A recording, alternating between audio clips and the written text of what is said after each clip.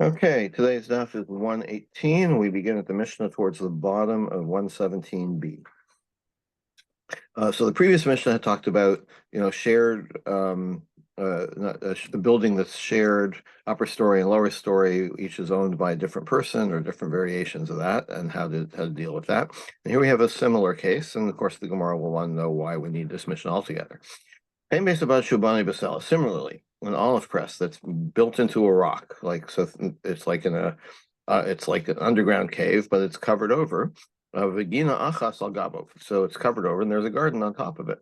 And so we're talking about where a different person either owns or rents the property on top, the garden on top. V'nifchas, and then the roof collapses. So the owner of the garden on top can go and garden, in the cave below where the olive press is or was. You'd say the stone collapsed. Sorry? Right, the stone, right. So the stone collapsed. Eroded, whatever. Right. And so ad sheyasel veis bado keeping until a new thing, a new roof is until it's repaired, basically. Sorry, hold on one second, please.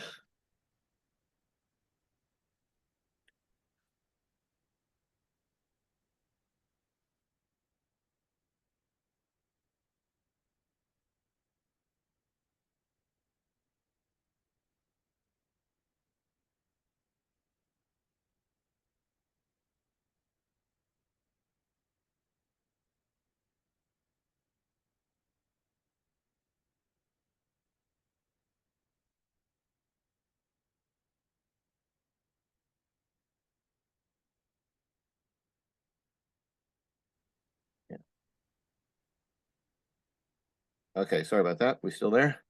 Yes. Still hear me? Yes. Hope so. Okay. It does seem a little odd here, Yeah. though, that the ground under a rock would have the same quality of soil and aeration as the ground on top of the rock. Well, it's usually a dry. Well, it might be, but it was completely shaded before. There's no the same amount of sun. It's the area inside a cave is quite different from the area, open area. Yeah, well, imagine that, like, if the soil was deep enough and you dig out of the hollow and then you cover it over, then I don't know what to tell you. It's it's a good question. What's the Metzias here? But yeah, I mean, look, let's just assume the Mishnah's talking about a hypothetical case. Full of dung from animals. That's true. Yeah. But so anyway, I mean, think of it as it could be a hypothetical case, but your question, practically speaking, is a good one. Okay. Now we come to side-by-side cases. If you have a wall on private property or a tree and fell into the public property, the owner doesn't have to pay, which is a little strange. We'll see the circumstances. So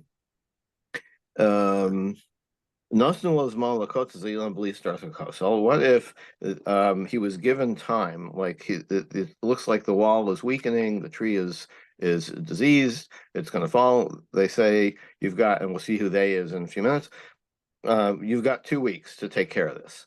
Okay, and it collapses before the 2 weeks. Butter, then he's off the hook because it's not 2 weeks yet. So they gave him 2 weeks. He said, "Okay, I got 2 weeks. I'm trying to do it within that." In the meantime, it collapses. So it's not really his responsibility because it was assessed basically that it could last for 2 weeks. But if it collapses after the 2 weeks, then the owner of the private property where the wall or the tree came from is liable.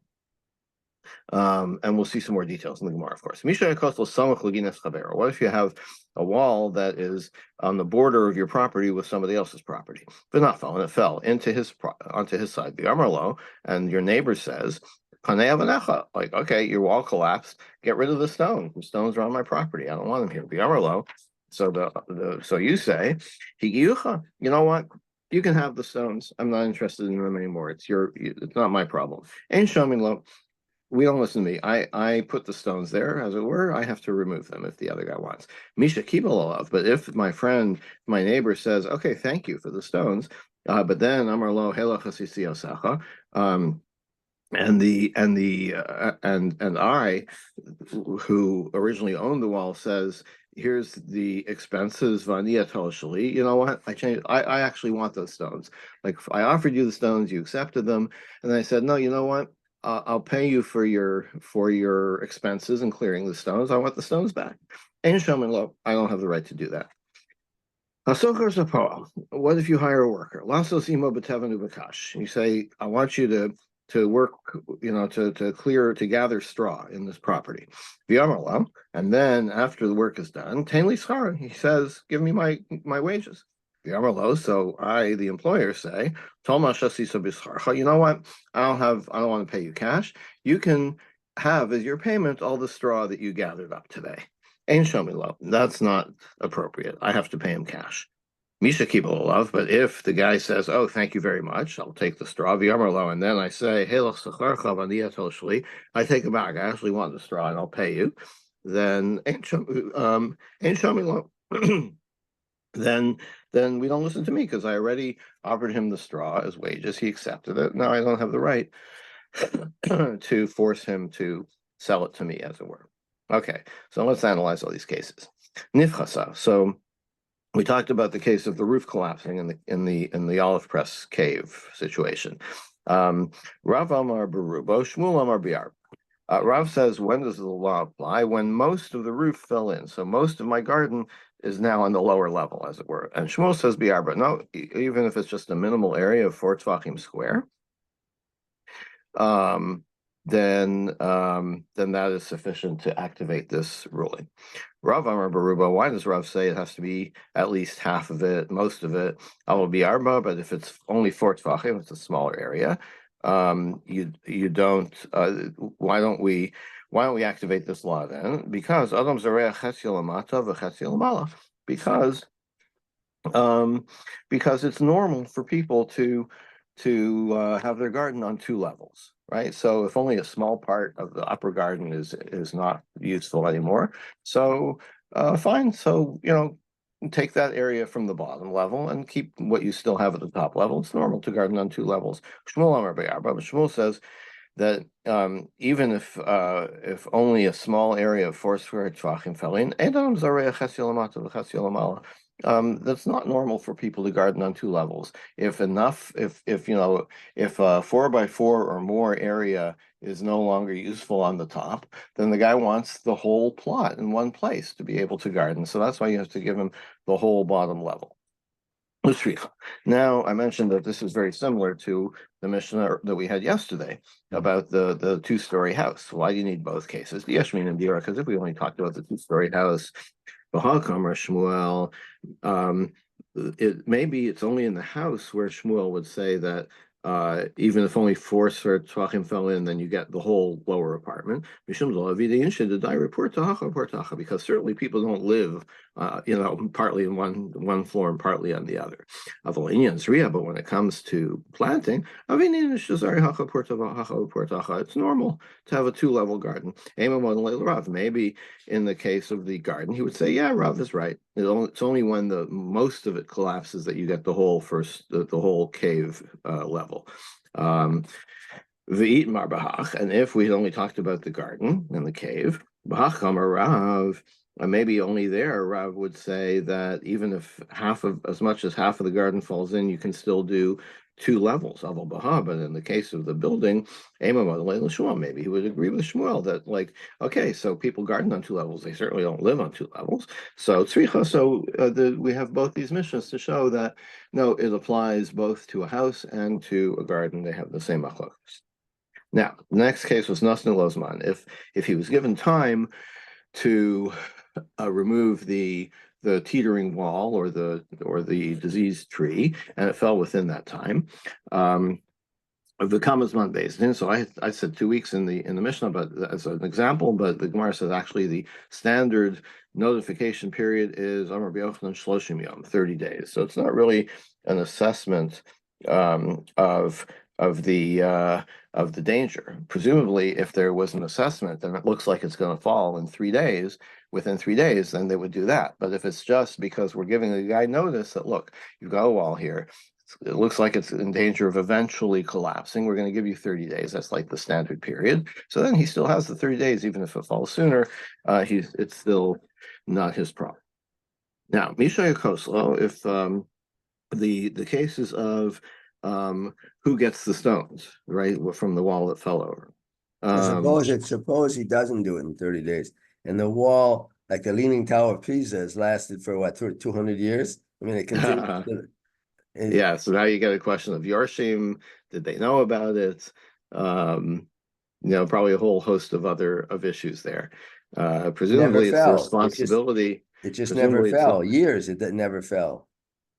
Presumably, it's the responsibility of the Beis Din to periodically renew especially if ownership transfers through inheritance. Presumably, it's the responsibility of the Beis Din to renew the warning. I don't know, or maybe not. Like maybe the warning, lasts until the end of time. Good question. I don't know. The Gemara doesn't address that at all. So now the Gemara asks, Hamidik Tani Seifa, Helach Yitzio Secha. Since the end of the Mishnah says that if here's like, I want to buy this, you took the stones like I offered, but now I just changed my mind. I want to pay you for your expenses and I want to keep the stones. Bichlal de Paninu Eskino. We're talking about where he already took away the stone, right? Tama de Paninu. So if that's the case, like maybe the whole reasoning of the Mishnah is because the stones are no longer there. But what about if the stones are still there and the guy changes his mind? Hello, Paninu lo. Maybe if the stones are still there, then maybe the original owner of the wall does have the right to change his mind and to decide he wants to keep the stones. Why so? V'tikna le sadeu. Like, this is a question I would have expected you to ask, right? It's like, what, doesn't he have a kinyan? Because the stones are now in his property. And plus you have the agreement that you can keep the stones. And so you have a kinyan on it. So how come now the original owner can change his mind? Because Rabbi Yossi says, you don't even need prior knowledge to have your property make a kinyan for you. Right? So Gemara says, Hane Mile, that only applies what Rabbi Yossi says, where the giver had the intention of giving it to him, right? But here, we're assuming that when the original owner, the owner of the wall, says to the guy, "Oh, you keep the stones," he's just like buying some time. Really, he wants the stones, and he's just scraping together the funds to pay for the expenses of removing them, right? So maybe it wasn't a true gift. If it's not a true gift, then maybe the chatzar isn't kana. Okay. The case of when you hire someone to clear straw. So same question. Seems to be the same idea, right? That I offered you something and I tried to take it back. So why do we need a new case of the employer-employee thing? If we only knew about the wall, when the wall owner says to the neighboring property, you can have the stones, and shomila mishum delay slay agra gabe.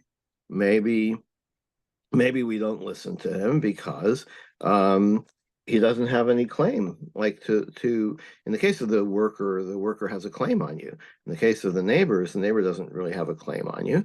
It's not like you're offering it to him to pay your debt. But in the case of the employer-employee, look, the guy did the work. He owes, you owe him money. So so maybe when you say you can have the straw, that's the fulfillment of the debt, and it's effective, and you can't take it back, right?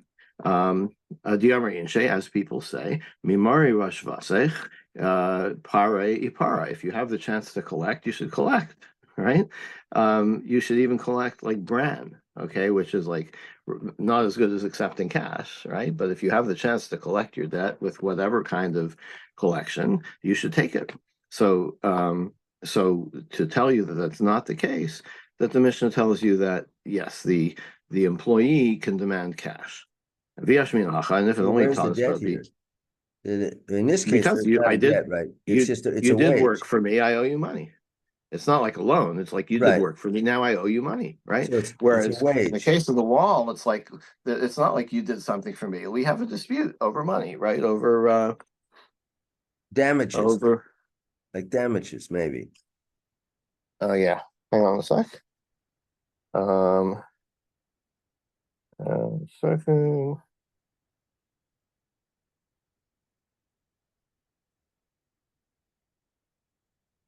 Sorry, personal issue I need to deal with.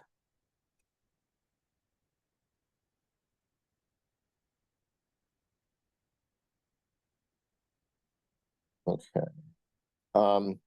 Yeah, so Maybe a dispute over damages, perhaps. Perhaps. Right, exactly. But it's not like there's a dispute, but it's not like it's clear that one owes the other money, right? That's what we're discussing. Who owes who and what are the terms, right? But in the case of the worker, but anyway, what the Gemara is telling us is that, or the Mishnah is telling us that actually it's the same rule in each case, right? We should not say, lest we think to say that there's a difference. No, there's no difference. The rule is the same for the employer-employee and for the wall. Okay. Okay. Ain't Shomila. So the Mishnah says if the employer wants to tell the worker, you know what, I hired you to gather the straw, keep the straw as your wages. Vatanya Shomila, but the Gemara says, wait, we have another Mishnah, another Brisa that says we do You ship allow him something to here. say. Did I miss something? I'm sorry. Oh Yeah, sorry. I'm sorry. Yes, I mean, hacha, and if we only taught about the employer-employee, hacha, shemisha kibel you might think that only in the case of the employer-employee, then like he's accepted the straw as payment, and then he changes his mind, and shomilo, then we don't listen to him, mishum deisle agragabe, because the same reason, like you were owed money, you accepted it, you accepted the payment, right? But in the case of the wall, there's no claim between them beforehand. Maybe we would listen to the owner of the wall when he tries to take back the stone. So tzricha, you need both Mishnahs to tell you that no, we don't take those things into consideration. It is the same. It is the same rule for both the employer-employee and the neighboring properties and the wall. So ein shamilo, we said we don't listen to the employer if he wants to give him the straw as wages. Vatanya shamilo, there's another Brisa says we do allow him to force the laborer to take the straw. Rav Nachman lo kasha. No contradiction, says Rav Nachman. Kan b'shalo, kan b'shal chavero. The difference is if you're hiring to work on your own property or if you're hiring to work on someone else's property. So if you're hiring to work on your own property, then you have to pay cash. But if you're hiring somebody to work for someone else, then, which is, I don't quite get what the situation there is. And also, I don't get what the difference is. The Gemara doesn't get the difference either. So hang on to that for a minute. But whatever, if I hire you to work on someone else's property, then my obligation is not as strong to you. I don't have to pay you cash. And I could tell you to accept the straw. The Gemara says, what's the difference?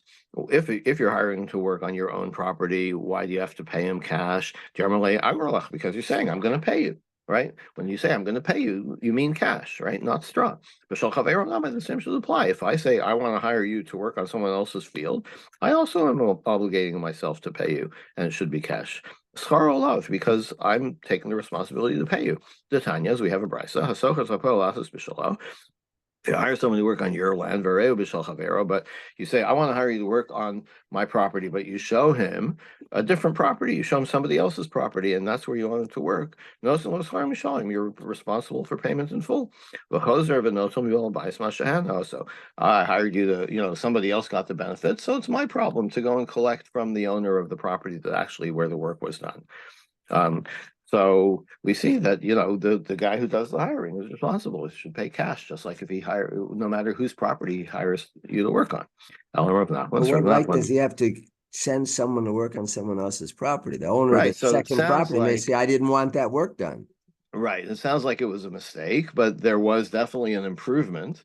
Like nobody's going to say, I have a field full of wheat and I didn't want it to be harvested. I want it to rot in the field.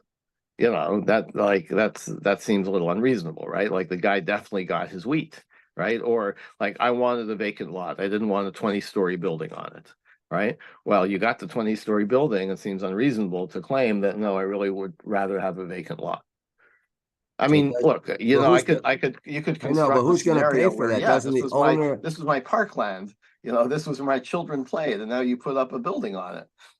You could construct a scenario like that, but let's assume that that the beneficiary was profited from the work Shouldn't he and was pay happy for it about it. then? Shouldn't Yeah, the yeah. So owner? it says that I who did the hiring and I sent the guy to the wrong place. Let's say, yeah, I can collect the wages. I'm responsible to pay the laborers, but I can go to you and collect the wages because you benefited from it. So basically, I'll probably have to, if you're not willing, I'll take you to court and whatever. But we're saying that as far as the employee is concerned, I did the hiring. I have to pay, right? If I made a mistake, what address I sent you to, that's on me, right? As a separate issue, the guy who had his property improved because of my investment, I can try to collect from him. But there's no direct connection between the guy who benefited from the work, who didn't do any hiring, and the employees who did the work. There's no direct connection there. It's the guy who did the hiring. So if it's the guy who did the hiring who's responsible, same should be the case whether you hired somebody to work on your property or a different property, right? So don't tell me that there's a difference whether you can pay in cash or whether you're allowed to pay in straw. So again, we have the contradiction between our Mishnah and the Brisa that's a diametrically opposed thing. One said, our Mishnah says you have to pay in cash, and the other Brisa says you can pay in straw. So what's the difference? How do I resolve it? Kam b'shelo, kam b'shel hefker. If the neighboring property was hefker, I'm sorry, the property where the guy did the work, where the actual work was done was hefker, then I don't have the responsibility to pay in cash. But the Gemara says, Eser or Rav Nachman to Rav asks him, Metzias Paoli Atzmo, if a worker finds something when he's working, right, then he gets to keep it. Amosai, when is that? Bisman she'amar lebal bayis, nacheshi mi hayom o adari mi hayom. If you were hired to do a specific thing, I want to hire you to harvest. I want to hire you to pick apples, whatever. And you're picking apples, and you find a gold bracelet on the ground, you get to keep it, because that's not what you were hired to do. If you say, I want to hire you to work for me for the day, period, then I send you to the apple orchard and you find the gold bracelet. So that's part of the work that you're doing. I hired you for all your labor during the day. Then then I get to keep the bracelet. So Metzia Solabal Bias, then the employer gets to keep it. So how does this apply to us? So when the employee gets hired to do just to work, period, without a specific thing. So what is the status of the straw that you pick up, right? So if I hire you to pick up straw and you pick up straw, that's the work you were supposed to do. But if I hire you to work for me and I send you to pick up straw, I send you to that field and say, do the work that's needed here, and you pick up the straw. Well, maybe we can consider that a Metzia, and the employee is entitled to it in the first place. No, that would be the case like you hire him for the day and he finds the gold watch. The gold watch is yours, the owner. So the straw, in Mhm. that case, just do the work. The straw would Yeah, belong yeah, to the yeah, owner yeah. of the field. Yeah, very good. So Eller Menachem, so we have another attempt to resolve the contradiction. Lokasha kan bahagba kan bahabata. If when do you pay in cash? When you're hired to pick up to pick up straw in order to claim it for the owner, right? But kan bahabata, the brisa, which says you can pay in straw, it's when you're hired to be a guard, right? To make sure nobody picks it up. Nobody picks up the straw. And then when you go and pick up straw from this Hefker place while you're being hired to watch it, then you weren't hired to pick it up. So when you actually pick it up, you're picking it up on my behalf, on the employer's behalf, because I hired you like for the day. But if I hired you to um, to pick up the straw, then you have to be paid in cash. Amarabba. Now we're going to deal with this idea of how do you make a kinyan on Hefker straw, Hefker property? Habata behefker tanaihi. Rabba says it's a machlokas tanai. Whether like being hired to watch something and whether that implies acquisition or not. It's not. Let's see the Mishnah. Shomer sfiche shvis. If you're a guard watching over sfiche shvis, which is things that grow after the Shemitah year, and what's the purpose of being a guard for that? You're hired by the temple treasury, by the mikdash, because even though you're not allowed to to take ownership of stuff that grows in shvis, but this is for the korban haomer and the korban shtei alecha. It has to come from the public thing. Basically, you've been hired to make sure that this doesn't get harvested before the mikdash can harvest it for these korbanos. So notlin tzar mitrumas leishka, so they can be paid from the temple treasury. Rabbi Yossi Omer harotza misnadiv hu v'shomer china. Rabbi Yossi says if whoever wants to volunteer can do the job, and he's considered a shomer china, right? That you don't get paid. Amar lo, so they said to him, Ata Omer Kain, is that what you say? Ein boin mishal tzibur. If that's the case, then this won't be considered a korban tzibur. What does this mean? My love, maybe this is what they're arguing about. The Tanakama, the Tanakama Savar Habata Behefker Kane. The first opinion holds that Habata Behefker Kane, that watching over something that is Hefker, that can be a kinyan. Vi vile agrain. So then if he gets paid, so fine. So then the temple acquires it from him. Vi lo. But if they don't pay him, then it's private property that they are using for the Shtei Alechem and the Omer korban, which is not appropriate. It's supposed to be from the Tzibur. Rabbi Yossi Savar, Rabbi Yossi holds, Habata behefker lo kanek. No, there's no kinyan. The watchman doesn't make a kinyan. But chiazli tzibur I say, if the treasury pays the guy, hashtahu de kazachibe. So now they're paying him. What are they paying him for? They're paying him for that's when it's being acquired. Like if it's oh yeah, that's why it has to be. There's no ownership until they pay him, so that's why they have to pay him. Now, how is Hektish able to pay someone from the monies of Hektish? Sure, why not? What's Isn't the that objection? for Badakabayit? I mean, how? I mean, Yeah, because it's from the general fund. This is like general temple operations, no? Like what's the objection? I mean, what does this have to do with the Badakabayit? They're paying him for a field.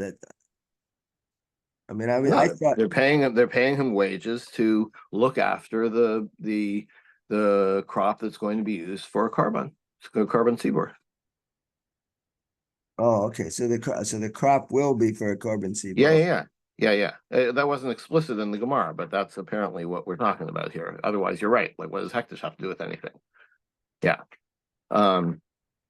So Umata Omer, and what did the rabbis mean when they say, like, what are you talking about? Like, then it won't be a carbon sibur.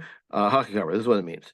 Midvarecho lidvarenu. If we take the idea that you don't pay the watchman, and apply that to the idea that being a watchman can be a kinyan, then you can never have a case where, in such a case, then it would not be a tzibur carbon, because if you don't get paid, then the shomer, the shomer is going to be the owner, right? It'll be private property. Amarava. So Rava says, look, that's not what's happening here. Everybody holds that if you're a watchman, that can be of hefker, that can be a kinyan. The problem here is, like, maybe the guy is going to get kind of attached to this field, and he's like, when he gives it to the temple, he's not going to be so sincere. He really intends to keep it for him. He'd really rather keep it for himself. So the rabbis say, you know what? Pay him for it. Because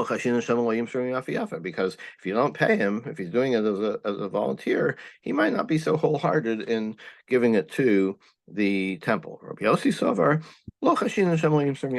no, we don't care. We're not concerned about that. The guy's doing a public service. He volunteered. When he gives it over, we assume he's wholehearted, and he doesn't need to be paid to make sure that the transfer is valid. Umata Omer, and then what is the objection the rabbis say? This is what they mean. Mitvarecha lidvarenu. If we take your idea that you don't have to pay the guy, and apply it to the chashin shemayim surim yafa yafa, and apply it to this, like, maybe he's not sincere, then it won't be a public offering. Because we'll always be afraid it's private. Some explain as follows. First, we start with the side that everybody says that there's no kinyan. We're worried about people might come and steal it. The Tanakama holds the so therefore they pay. They establish a wage for the watchman, so that people will know, it's like a public contract that somebody's guarding this for hektish. So people, even the criminals, will stay away from it and won't steal it because they understand that it's hektish. Rabbi Yossi says we're not worried about that. Mata Omer, what's the objection of Mata Omer? This is what they mean. If we take the idea that the watchman doesn't get paid, to and try and overlay that on what we're saying, that the watchman should be paid. So what happens to the wages, right? Whatever the wage is, they call it 4 zoos, right? But where are they? They're still in the temple treasury. So ein bain mishal tzibur. So there's still, like, money in the temple treasury that should have been paid to somebody but wasn't. So somewhere along the line, that wherever that money is applied, even though money is fungible, of course, but wherever that money is applied, it's going to be private money. It's really owing to the watchman. And therefore we'll have not this particular carbon sibur, but there will be a carbon sibur that will really be paid for partly by private funds, which we don't want to have. When Rabin came from Bavel to Eretz Yisrael, other way around, when he came to Bavel from Eretz Yisrael, Amar Rabbi Yochanan, he quoted Rabbi Yochanan, that the difference is whether we're concerned or not that someone will come and steal the stuff, and that's why and based on that, like, we determine that's the basis of the machlokas. Should he be paid or should he not be paid as a watchman? In the first section here, if we're paying him, we're assuming it's not carbon, it's a private payment. How does that come out? The money is still coming from hektish, right? By Michel. Right. Well, ain't by Michel Tzibor. Why are we saying that it becomes private. If the money still comes, or you say, where's the money? If it comes from Hektish, it seems like it's No, not what they're private. saying, right, what they're saying is if you don't pay the guy his wages, right, then that means that you, the temple, are now holding on to wages that should have been paid to a private person, right? They're really owned by that person in a sense. And so you have private money mixed in with your public money.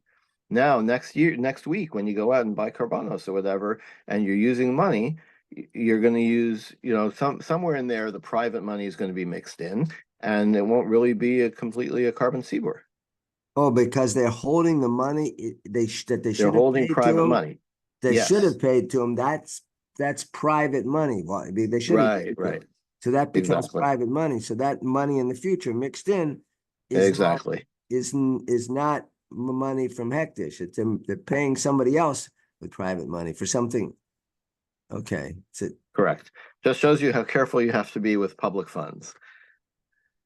Okay. All right. I need to stop a little early today, and I agreed with David, since tomorrow's stop is extremely short. At the end of the parak, he's going to pick up from this Mishnah tomorrow, and finish the parak tomorrow. So thank you all, and congratulations to those who are about to finish Bava Metzia. Have a good day, everyone. Okay.